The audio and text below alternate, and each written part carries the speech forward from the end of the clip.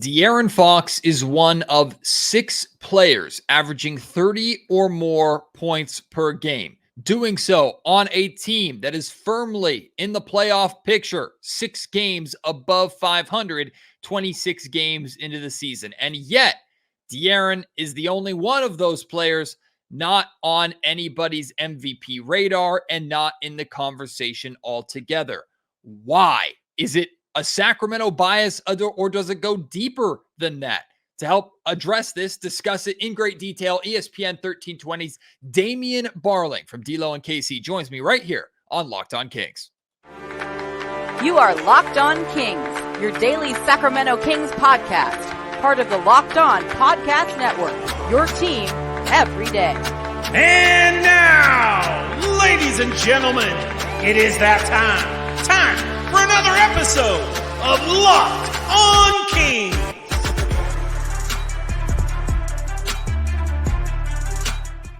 Hello and welcome into Locked On Kings, your podcast hub for Sacramento Kings coverage all season long. Today's episode is brought to you by Gametime. Download the Gametime app, create an account, and use code LOCKEDONNBA for $20 off your first purchase. My name is Matt George. I have the privilege of being your host here. I'm a Sacramento sports anchor and reporter for ABC 10 News. And yeah, the Kings got their butts kicked by the Boston Celtics last night, right? As much as and I talked about it in that podcast, if you want to go listen to it and check it out, as much as the Kings need to learn from that loss to a great team and need to respond to that, we're moving on because that game does not take away from the season that the Kings are having, and that game certainly does not take away from the season that DeAaron Fox is having. His scoring is through the roof, one of the best scorers in the league. His three-point shooting has established itself as not necessarily elite, but good enough for Fox to be considered a 3-level scoring threat. And yet, you go to the NBA MVP ladders, and I'm not just talking about by these different publications with journalists who are just out there to give their opinion and generate clicks. I'm talking about the MVP ladder on NBA.com, which has 10 players. DeAaron Fox is not on that ladder. Why? What is Fox doing or not doing that is keeping him out of that conversation? I'm not saying DeAaron deserves to be at the top. I'm not saying DeAaron deserves to win the MVP, but why is he not in the conversation when he's doing the things that those other MVP candidates at this point in time are doing? Well, instead of me just rant about that by myself for half an hour, I figured let's get Damien Barling in here. D-Lo is of course well connected in Sacramento Kings culture here in Sacramento. Talks Kings every single day. He's a big fan and big supporter of DeAaron Fox, not afraid to criticize Fox when he needs to, but also someone who is very good at advocating for the attention that a player deserves and is not getting. So without any further ado, please welcome my friend Damien Barling here to the Locked On Kings podcast. Well, the Boston Celtics don't give a damn about your podcast plans, because on a day where you're planning on having a good, positive conversation about DeAaron Fox, the Celtics are like, yeah, but we're going to kick the Kings' ass beforehand. So here we are. We'll acknowledge it. Kings lost bad to the Celtics last night. If you want conversation about that bad Kings loss, you can go ahead and head over to last night's Locked On Kings podcast or tune in to D-Lo and KC today. I'm sure they'll talk about it in painstaking detail. Painstaking detail. And that's Damien Barling from D-Lo and KC joining me here on the Locked On Kings podcast. D-Lo, we're talking about DeAaron Fox today, but really quick, if we want to touch on it, Kings Celtics last night. What are you taking away from a game like that? Yeah, I'm struggling a little bit with this one. It's like you lose games. Like, it's not that big of a deal, right? They're not going to go 72-10. They're going to lose more games. What's bothering me right now is the amount of double-digit losses is really starting to add up, and the amount of 20-point losses is really starting to add up. They lost by double digits 13 times last year. They've already lost by double digits 7 times this year. They only have 10 losses on the season. So that's bothering me a little bit. They just got roughed up by a better team. Like, this isn't the Pelicans. This isn't the Rockets. it's the Boston Celtics. You know, you hope that you could put up a better fight against a team like that. But I thought it started well. I actually was okay with the fact they were in a shootout. I was like, this is all right. They're on a second night of a back-to-back. If this is how the Kings are playing, they should be fine. The fact is, Boston is good in shootouts, and it was the Celtics that made an adjustment at halftime versus the Kings making any sort of adjustment at halftime, which is something they have been great at over this last stretch of basketball. So all in all, a frustrating night at the Golden One Center for sure.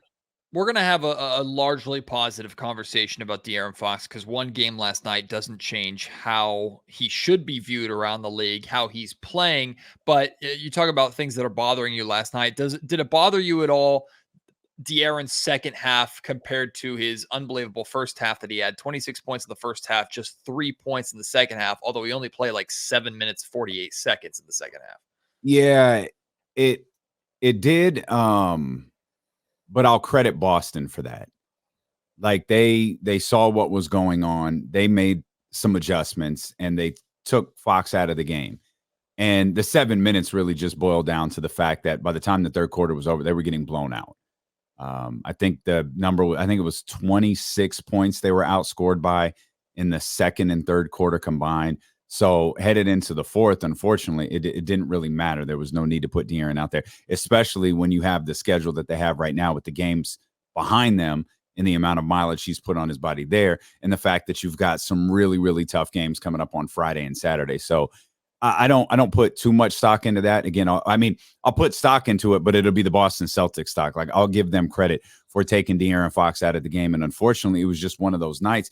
You go back to the win, I think it was against the Wizards. That was a real starter-heavy game. You saw great performances from DeAaron and Domas. You saw a nice performance from Harrison Barnes. You know, Keegan, it continued that great stretch. This was one where it was like Fox was just white hot to start the game, and no one really got into a flow from there. Like, Domas put up a double-double, but it was a double-double that didn't matter. He had one against the Pelicans, so it didn't matter. He had one against the Clippers, like, it didn't matter. No one was able to follow suit with DeAaron Fox on this one. So I'll credit the Boston Celtics more than I'll be frustrated with DeAaron. Well, even with just a 3-point second half, DeAaron still led the game in scoring with 29 points. He's averaging 30 points per game, D-Lo. He's shooting 40% from 3-point range. His numbers are almost up across the board. His assists are on par with how he is for his career at 6.2 a game. His rebounds are up to 4.4 a game. He's putting up numbers, especially scoring, on the level with the top players in this league that are universally considered as MVP candidates and superstars. So let's get to the question. Why is DeAaron Fox not amongst those list of players despite doing on a good team what those players are doing? Maybe not at a Jokic level or a Joel Embiid level, and credit to them. Those are the top two for a reason. Their numbers are absolutely ridiculous. I'm not saying Fox should be on the same level as them, but yeah. Fox, scoring-wise, is amongst that group. He's averaging more points per game than Nikola Jokic. Why is he not at least mentioned on these lists? Well, there's tiers, right? And I think the one everyone will quickly point to is the NBA MVP ladder, where they had 10 selections and DeAaron wasn't in it. It was particularly insulting that, like, Tyrese Halliburton was in it. And it's like, wait a minute, why? He's leading the league in assists. Like, that's fantastic. There was one 30-point scorer in the entire league that wasn't on that list. One 30-point scorer in the NBA that wasn't ranked in the top 10 of potential MVPs. And it was DeAaron Fox. And I don't know why that is. I don't know if it's Sacramento. I don't know if it's the West Coast. I don't know if it's that people don't buy Sacramento, but you can buy the 76ers. Joel's numbers are so insane. It doesn't matter if you buy the 76ers or not. I don't know if it's that you buy the Denver Nuggets to get past all of these struggles, or you blame it on the early absences of Jamal Murray. I'm not sure what it is. I thought, honestly, and this is my fault, I thought we had passed this. I thought what he did last year, largely ignored. Okay, I got it. It's Sacramento, first year, whatever. What he did in the playoffs against the Warriors in a series that everyone was watching, that's where I thought it was different. That's where I thought it was different because that's what happened with Ja Morant. Ja Morant had a really, really good season. He got to the playoffs for the first time and went nuts. And he maintained that level of play from his run in the playoffs the next year, and he was a made man. And I thought if Fox comes out strong this year, he's a made man. He's bordering on that status because of what he did against the Warriors. But if he starts the season and everyone sees, oh, this dude is it, he's good. And he did, and they didn't. Like, no one followed suit. And I wish, Matt, that I had the answer because I just genuinely don't know. We've gone back and forth between it being a Sacramento thing, being a Kings thing, being a people don't buy it type thing. If you're watching DeAaron Fox, and as we know from very, very recent tweets, most people aren't watching the Sacramento Kings still, despite the fact they have an increased presence on national television. Unfortunately, last night's game was a sort of nationally televised game, so a lot of people were watching it. A lot of those East Coast nerds that write about the league, they were watching it, and they had something to say about the Sacramento Kings and about DeAaron Fox. But I don't know how you watch him play on a night-to-night basis and don't say he's one of the 10 best players in the league right now. Our partners at eBay Motors have teamed up with Locked On Fantasy Basketball host Josh Lloyd to bring you some of the best fantasy picks each week, all season long. Whether you're prepping for a daily draft or scouting the waiver wire, every week we're going to provide you with players that are guaranteed to fit on your roster. So let's see who Josh has picked out for this week's eBay Guaranteed Fit Fantasy Picks of the week. Five names: Brandon Podziemski, Tari Eason, Grayson Allen, James Wiseman, and Malachi Branham. We've talked about James Wiseman yesterday on yesterday's Locked On Kings podcast. So let's talk about Grayson Allen a little bit. A lot of these picks, these fringe fantasy picks and additions that you can make to your team usually have their big games and big weeks benefiting from when their number is called because of certain situations. Well, that might be the case for Grayson Allen. Bradley Beal is out again for the Phoenix Suns, and Allen is going to be one of the guys expected to pick up a lot of those minutes and a nice overall increase in usage with the Phoenix Suns, who are trying to fill that Bradley Beal hole. Of course, the expectation is that Durant and that the Devin Booker and some of the other top Suns players will ultimately pick up the scoring load when it comes to Beal being out. But Grayson Allen is going to get more opportunity, more playing time, and have a chance to put up more numbers, which could, of course, be the difference in you winning or losing your week. Josh Lloyd from Locked On Fantasy Basketball is going to help you win your fantasy championship, and eBay Motors knows that championship teams are all about each player being a perfect fit. And it's the same thing with your vehicle. With over 122 million parts for your number one ride or die, you can make sure your ride stays running smoothly. Brake kits, LED headlights, roof racks, bumpers, whatever your baby needs, eBay Motors has it. With eBay Guaranteed Fit, it's guaranteed to fit your ride the first time, every time, or you get your money back. Plus, at these prices, you're burning rubber, not cash. Keep your ride or die alive at ebaymotors.com. eBay Guaranteed Fit, only available to U.S. customers. Eligible items only. Exclusions apply. I think there's optics amongst, and Twitter's not a real place, but of course that's where we take in the majority of commentary from around the league, or at least around the country outside of Sacramento. But there's like an optics of Sacramento that like the fan base is whining and complaining too much. They're always making it Sacramento versus everybody, and we're the Kings, so we're disrespected and blah blah blah blah blah. But then we have instances and circumstances like this where it's the only thing that makes logical sense, that you're dismissing what DeAaron Fox is doing because of the team that he plays for. And you can't, like, if no disrespect to like Tyrese Halliburton and the Indiana Pacers, because they've been really fun so far this season. And Tyrese, like you said, is leading the league in assists and has had phenomenal games and led the Pacers all the way to the final of the in-season tournament, whatever. Like, give him all the flowers that you want to. He's on a worse team and he's scoring less. And we know that scoring is the most important part of any MVP or award conversation. If that wasn't the case, then Malik Monk would be at the top of everybody's 6th man of the year list, but he's not, because there's other 6 men that are scoring more than he is. It's like scoring always matters, but now that DeAaron is doing that, because last season DeAaron wasn't scoring as much as he could have, and that held him back from an all-star conversation. That's why Damian Lillard got into the all-star game over DeAaron last year, despite being on a terrible Trailblazers team, because Dame was scoring more than Fox.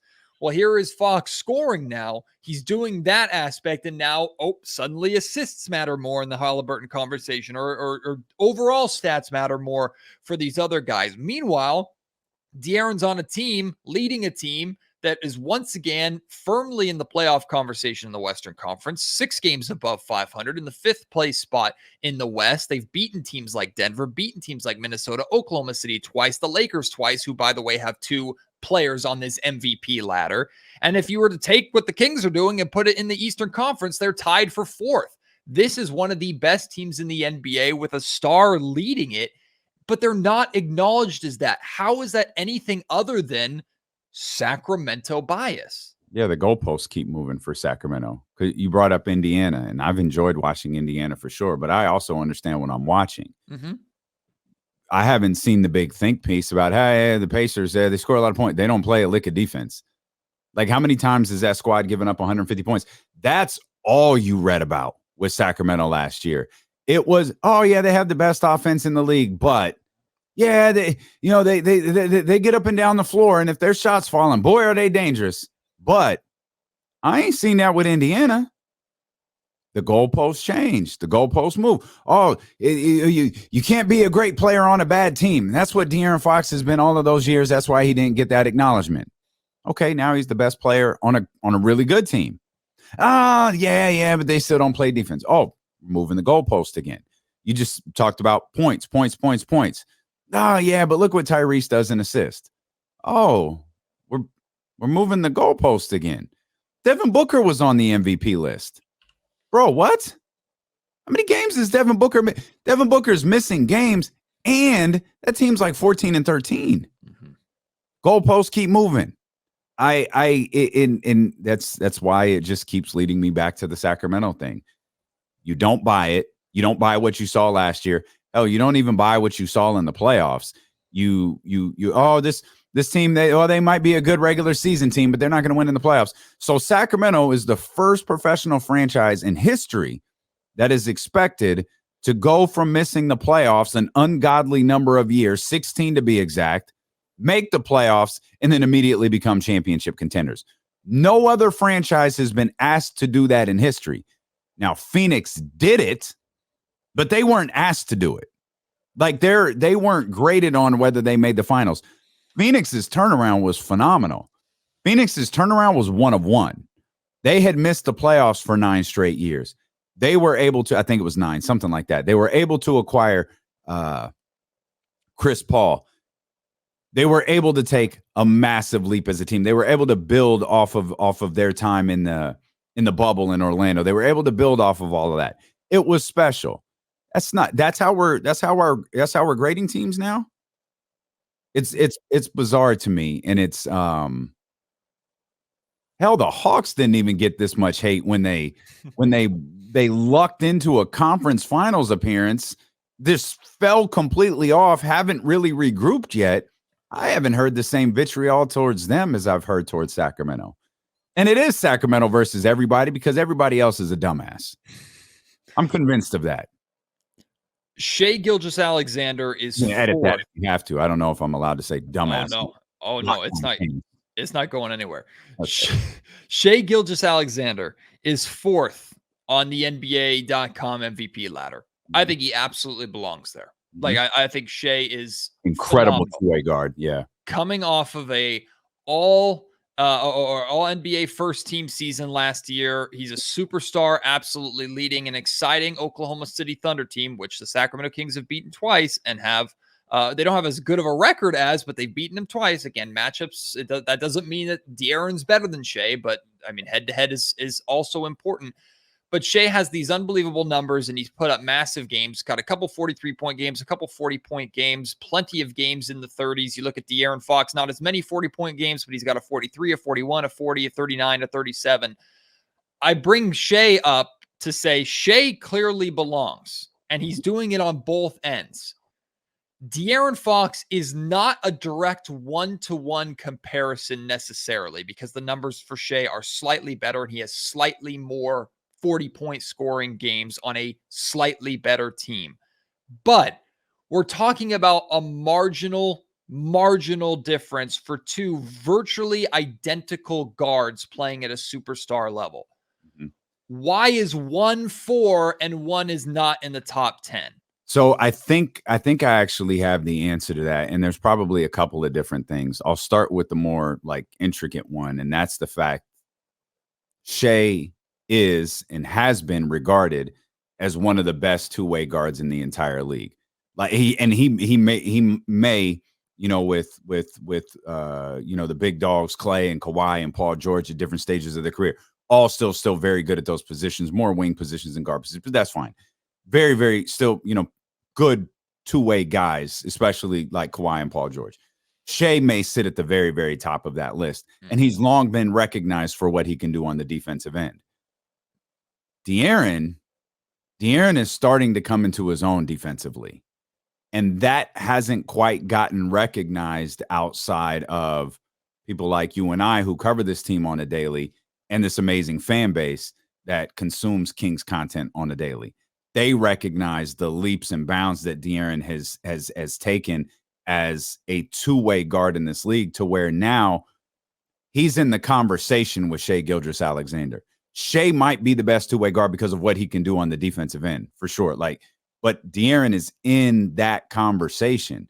And I don't think people have recognized that because it's not on their House of Highlights reel. It doesn't get pushed out. DeAaron's, you know, lockdown defense in the final minutes, unless it results in a highlight block shot or a steal and breakaway dunk, it's not going to make the, you know, the algorithm, right? But a game-winning shot will. 43 versus 41 with Shea in Oklahoma City. That makes the list. What he did on the defensive end, what he continues to do on the defensive end, that doesn't have the same sexiness that offensive numbers have. And you actually have to watch Sacramento to understand DeAaron is regularly guarding the opponent's best player on a night-to-night basis.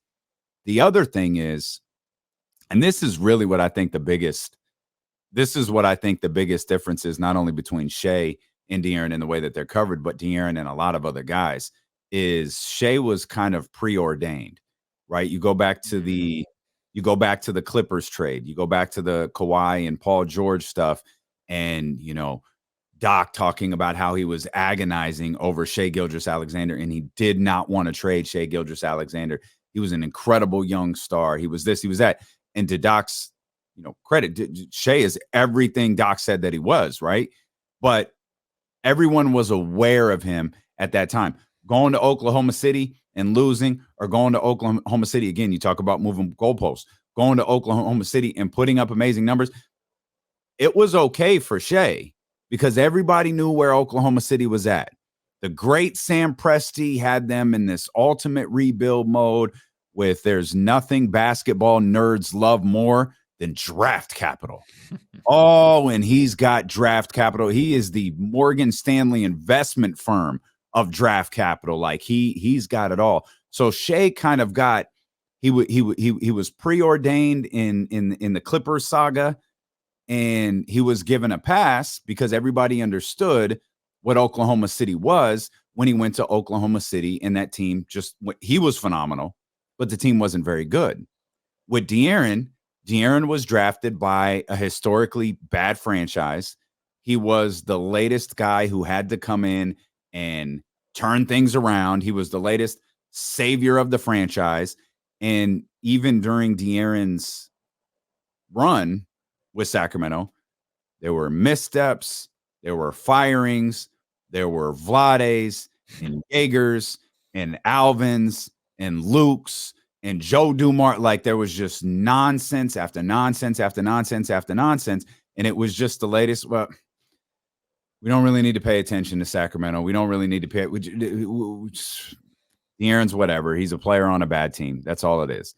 And the turnaround happening with, Domas getting traded, Domas being traded to Sacramento, Monty McNair bringing in Mike Brown, and the extraordinary steps that Monty McNair has taken since becoming the general manager of the Sacramento Kings. Like, remember, like, the Domas trade was ripped because somehow everyone loved Tyrese Halliburton, which I still think is the most baffling part about all of this. Everyone had this tremendous take on Tyrese Halliburton, despite the fact he was on Sacramento. Y'all didn't feel the same way about DeAaron Fox, despite the fact he was regularly putting up 20 plus a night and doing all of these different things.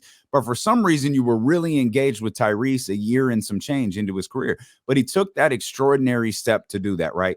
He went and hired Mike Brown, who they said was a retread and was boring. And why didn't you take a chance on Will Hardy? Why didn't you take a chance on a younger coach? This is just Sacramento being Sacramento. How stupid, how stupid. And okay, now they're the highest, this incredible offense. Yeah, but they're not playing defense. And Mike and Monty just continued. That's all right. That's all right, because I'm gonna get guys who can do some of the different things that we need. I'm gonna go get Kevin Huerter, and I'm gonna feed into this offensive thing. I'm gonna get Malik Monk. I'm gonna feed into this offensive thing, and I'll find guys like JaVale McGee. Oh, I missed your favorite one. The 4th pick in the draft. It was a 4-person draft, and Jaden Ivey was the 4th person, and Sacramento said, cool, I'm going to take Keegan Murray because he does what we want him to do. Monty was killed for it, and it's worked at every step. And I love that Monty just kind of leans into this. Like, I know what we are. I know what we're good at. I know what we're bad at, but I trust my players to be great. I trust my players to take that step. DeAaron is taking a step, largely ignored. Domas, even better than he was last year. I'll go from largely ignored to completely ignored. And the thing that's just now starting to get recognition is how good Keegan Murray is. But it was the 47 the other night that got people's attention, and not the fact that he has become the Sacramento Kings' best defensive player. Like I said at the top of the show, today's episode of the Locked On Kings podcast is brought to you by Gametime. This is the app that you should be using to buy your Kings tickets, your basketball tickets, football tickets, any event, sporting event, comedy show, theatrical production, concert, whatever it is, Gametime has it. Gametime is the only ticketing app that gives you complete peace of mind with your purchases. You can see the view from your seat, regardless of where the game is or where the event is at. So you know exactly what to expect when you arrive and get in your seat. All the prices that are shown when you purchase the tickets are the total up front. So you know you're getting a great deal without all those hidden fees that those other marketplaces like to add on. And you can also buy tickets in seconds with 2 taps. In fact, Gametime almost encourages you to buy tickets at the last minute because they have incredible flash deals that can get you tickets for 20, 30, sometimes 40% off. I bought tickets through Gametime so my wife and my sister-in-law could go and watch the Kings and Wizards on Monday night. I ended up getting them front row of the upper bowl tickets for like $30, $40 less or something like that than what they normally go for. That's just an example of the deals that you can get on Gametime. Take the guesswork out of buying tickets, download the Gametime app, create an account, and use code LOCKEDONNBA for $20 off your first purchase. Terms apply. Again, go to gametime.com, make an account, redeem code LOCKEDONNBA for $20 off. Download Gametime today. Last minute tickets, lowest price guaranteed. I'm going to squeeze a couple more things about Fox here, kind of into one question here to wrap up, D-Lo. You talk about preordained. I remember the commentary around DeAaron Fox when Sacramento drafted him was unbelievable talent, unbelievable speed, fun at Kentucky. He's never going to be a superstar if he can't shoot. Can you lead a team as a point guard in the NBA without being able to shoot? Well, here's DeAaron Fox not only shooting 40% from three-point range, he's doing so on 8 attempts per game. He's increased his 3-point attempts by 3 in one season, which is astronomical for any player who, quote unquote, can't shoot. He's a legitimate 3-level scoring threat at this point, making him virtually unguardable. He's checked that box that a lot of people were concerned he wouldn't be able to check for a star. Doesn't get the recognition for it, number one.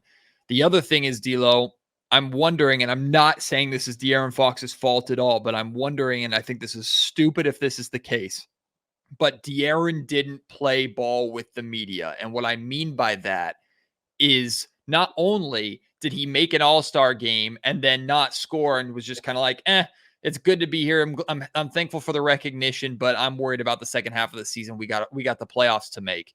Not only that, DeAaron is part of Team USA and has a chance with Team USA, but leaves Team USA to focus on the season. He gets that experience, then pulls out, and he has that rocky relationship that he has now with Team USA. So I genuinely wonder if DeAaron is treated the way that he's treated because he hasn't played ball as well as some other stars have with Team USA, with the media, with All-Stars, with DeAaron's clearly a family guy here in Sacramento who likes to stay quiet except when he's on the floor. Like, I just wonder if DeAaron's not putting on the show that some of these people need despite his game to enable him or to enlighten him or exalt him as this superstar like these other guys are. Yeah, there's a lot of validity to that. You don't have to look much further than like Hall of Fame inductions. You don't have to look much further than, all-star recognition from like media. There's and we're members of the media, so I won't exclude us, though I don't think it's true towards us. I won't exclude us, and if someone can say otherwise that we are a part of this, and I'll take that blow to the chin. But there's a self-importance that media people have in the influence that they think they have in these young men's careers. Like you're spot on. Like DeAaron, media people like the, I'm so happy to be here. It was my dream to play professional basketball. And DeAaron's more of the, I busted my ass to get here, and I'm that dude. And if I don't want to play USA basketball, they call me out, because remember that whole scenario, they called me out for a week-long commitment. And then they were like, hey, we want to fly you over here. This 1 week commitment could actually become a 6 week commitment. And the fact that DeAaron goes, yeah, nah, like, I'm not going to do that. Like, I don't have an issue with that. At the time, like, I absolutely wished he could be there. But I also understand how USA basketball works. You talk about a rocky relationship. You decline them once, you're pretty much done. Like, and I'm not talking about a LeBron declining to go to USA or a Steph declining to go to, not USA, the World Championships. I'm talking about, like, yeah, I don't want to be a part of this training camp. Like, I don't want to go try out in China in hopes that I can be gone away from my family for the next 4 weeks. And I don't have an issue with him doing that. They don't take kindly to that. And it's tough to get back in. Like, once you're out, you pretty much can't get back in with them. And the fact that DeAaron doesn't do a million interviews, the fact that he doesn't go on every single publication's podcast, yeah, I think there's a lot of validity to the fact that he doesn't play ball, so to speak. Like, I remember, I think he did All the Smoke with Matt and Stack, and that's kind of all I remember. I'm sure he's done more, but, I'm not taking a shot at anybody. There are people who do podcasts like monthly or very, very regularly, which is great, right? That's great for them. And I think that has that has a lot to do with people's perception of DeAaron, for sure. Well, we appreciate what we have here in DeAaron Fox in Sacramento. And I'd say it's only a matter of time before people do finally start paying attention, but short of just becoming a ball hog that puts 30 shots up a night and becomes very different from who Fox clearly is on the floor. I don't know what more Fox can be doing to get people's attention. At some point, it's on the people to give you that attention and to give the courtesy to pay attention and to care. And DeAaron's doing his part, and the rest of the league clearly isn't. So maybe it'll take winning a playoff series. Maybe it'll take deeper into the playoffs, literally forcing eyeballs on you and there's no other games to watch. No idea. But Fox is doing it when it matters. We recognize it here. And what's most important is Monty McNair and the Kings organization recognizes it too. And even if people want to take, like Andre Iguodala wants to take the out of context of Fox declining that 2-year extension, we know what's going on with Fox going forward, and it won't surprise me at all when Fox gets his bag that he deserves, and it's to stay here in Sacramento. I was so disappointed in Iguodala for that. Like, bro, you're the head of the players union. Like, what are you doing right now? You completely like they picked DeAaron over Tyrese, and Tyrese turned down the extension. Or DeAaron turned down the extension. That was awful, man. That was so bad. Well, and Casey asked me something similar to what you just said. Like, what would it take for him to get recognition? I honest to God think they have to be in the finals, and they might actually have to win for anyone to care. Maybe. It sounds extreme, but think about like the Dallas Mavericks. Think about the Atlanta Hawks. Like, they've gone to conference finals and lost. Dallas is different. I think people still talk about Dallas because of the Luka factor. And Luka, we didn't mention him earlier. He's having a phenomenal season. Mm-hmm. Atlanta was just kind of like, everyone kind of recognizes, yeah, that was a fluke. Right. It wasn't real. Sacramento loses in 7. LeBron beats them at the buzzer. Shea beats them at the buzzer. Jokic beats them this team's a fraud. They're a fraud. They probably have to go to the final. They might have to win in 4 to get anyone's attention. Well, I mean, I think Fox has removed all shadow of a doubt of he can be that dude to actually make that happen. So now I guess it just has to happen. D'Lo, appreciate you making time before your show here on a Thursday. Appreciate you, my man. Go and check out D'Lo and KC, ESPN 1320 Monday through Friday. They're on for 4 hours. They're talking Kings. They're talking 49ers. They're talking all things sports. So check them out. And we'll have you back on Locked On Kings, of course, D'Lo, in the very near future. Appreciate you, my guy. Look forward to it, my friend.